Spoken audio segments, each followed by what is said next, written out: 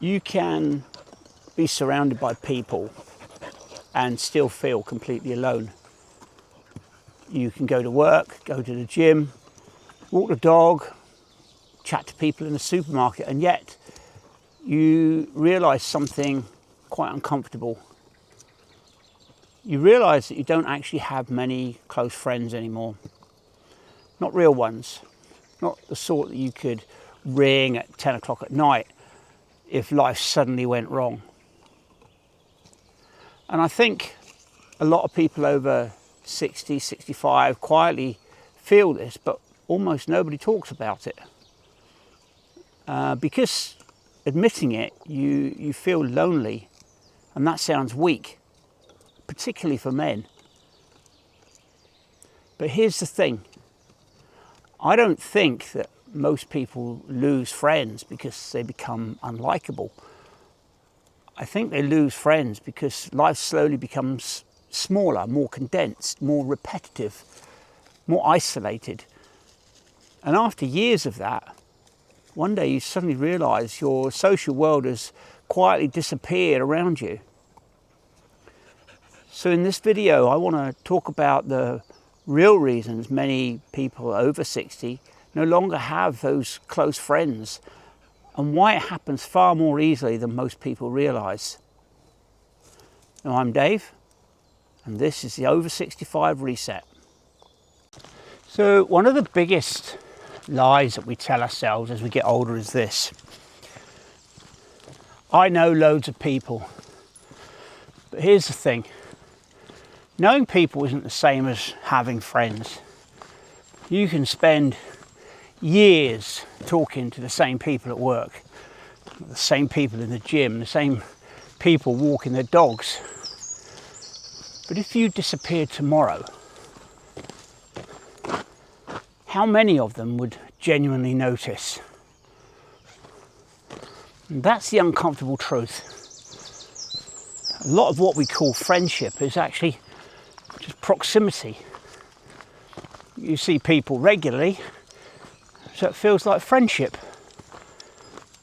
But what happens if you remove the environment? Often the relationship disappears with it. And retirement exposes this brutally. A lot of men, especially, think they've got a solid social circle, and then they retire and suddenly realise those relationships only really existed because of the workplace. And that's pretty hard to accept. And honestly, I think this is one of the reasons that some people struggle mentally after retirement. It's not just the loss of purpose, it's the sudden realization that many of the connections in your life weren't actually deep at all. Okay, number 2, you stop making the first move. See, when you're younger, friendships happen naturally through school, through work, sport, social life, children. Life just forces people together. But after 60, nobody's organising your social life anymore. And here's the problem. Most older people become passive. They wait for invitations.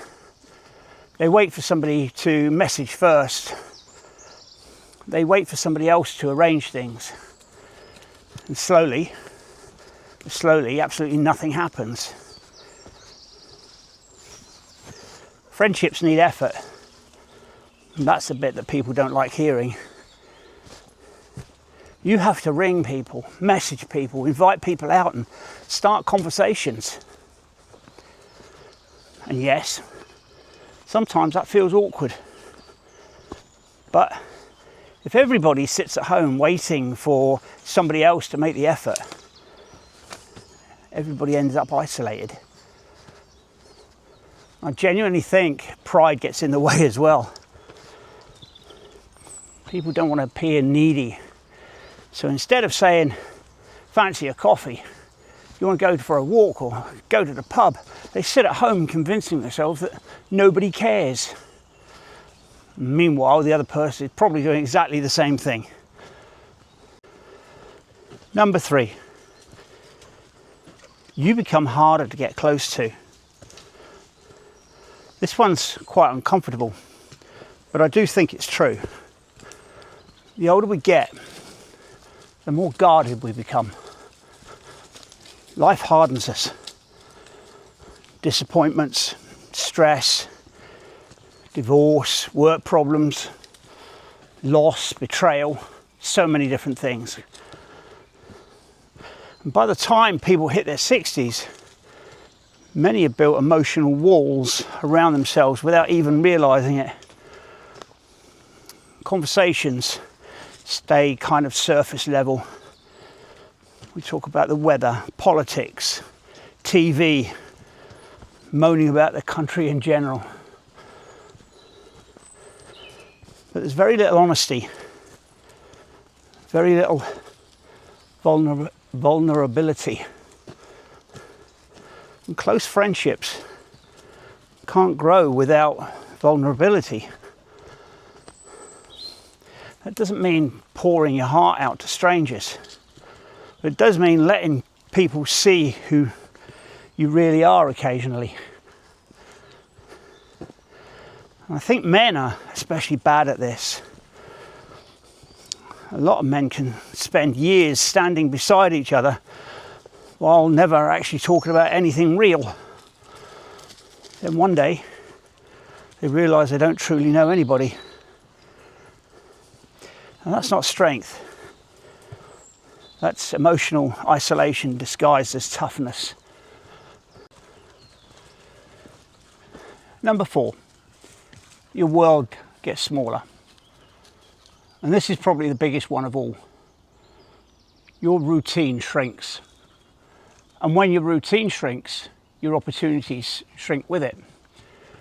You go to the same places, you see the same people, you do the same things, and before long, your entire life becomes incredibly predictable. Now, don't get me wrong, there's comfort in routine. I love routine, as you've seen from my other videos, but routine can quietly become a trap, especially after retirement. Because if you're not careful, days start blending into each other, and you stop meeting new people, you stop trying new things.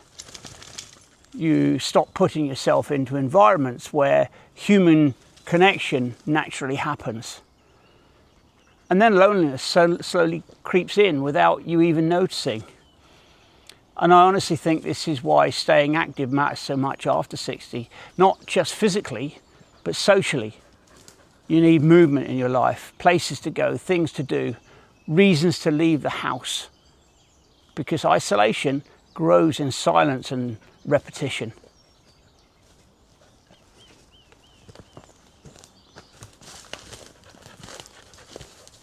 Number 5, adult friendship is actually hard. This is a bit that nobody tells you. Making friends as an adult is difficult, realistically difficult. People already have routine, families, responsibilities, health issues, grandchildren, habits. So friendship after 60 usually develops really slowly. And because of that, many people give up too quickly. They try once, nothing happens, and they retreat back into isolation. But meaningful friendship at this stage of life often comes from repeated small interactions over time. Seeing the same person regularly, talking regularly, building familiarity. That's how trust forms. And I think this is where hobbies become incredibly important. Walking groups, gyms, photography clubs, coffee groups, volunteering, anything. Not because you desperately need activities, but because friendships need environments to grow. Very few close friendships appear out of thin air. I think one of the saddest things about getting older is the loneliness that often becomes normalised. People just seem to accept it. They stop trying, they convince themselves that that's just life now. But I don't think human beings are built to live like that. We still need connection at 65 or 75 or 85, probably more than ever. And maybe the first step is simply being honest enough to admit it. Not in some dramatic way, just honestly. Because once you admit something's missing, you can actually start doing something about it. Even if it starts with something small, a conversation, a coffee, a message, even a walk. One small effort. That's often how friendship starts. If this video connected with you, please let me know down in the comments. I read every one and I will respond. And if you haven't already subscribed, please consider doing so. I'm Dave. This is the Over 65 Reset. And whatever you do next, don't slow down. Come on, girls.